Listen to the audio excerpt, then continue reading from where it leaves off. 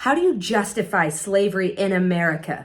Well, this is a really uncomfortable question that you can kind of avoid, skirt around in the revolutionary fervor of late 1700s America, where there's still this deeply felt and really naive idea that liberalism will win the day, that slavery is inconsistent with the ideals of the Revolution and the Declaration, and that it's just going to peter out, maybe after the ban on the slave trade in 1808. This is a much harder question to avoid in 1820, when the slave trade has been over for over a decade, and all that's done is open up a very lucrative domestic market. And instead of petering out, slavery is expanding across the Deep South and perhaps one day into the territories.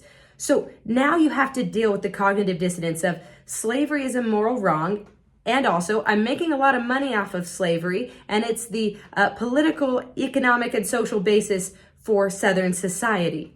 How you're going to deal with this is by changing your view of slavery from a moral wrong to a positive good. And you're going to do this by racializing it, by saying slavery is okay because of the racial inferiority of blacks.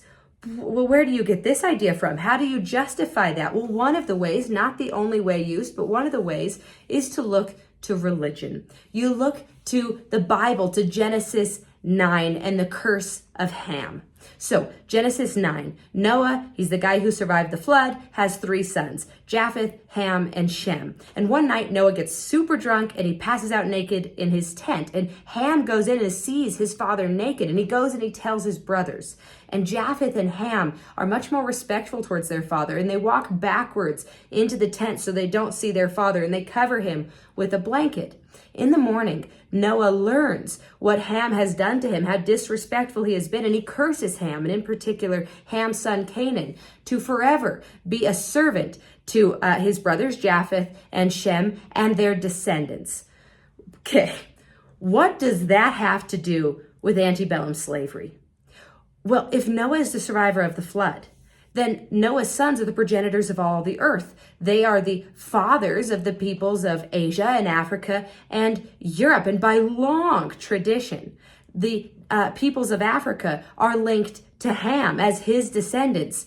Oh, okay. So now we're starting to see the connections here, the real leaps here.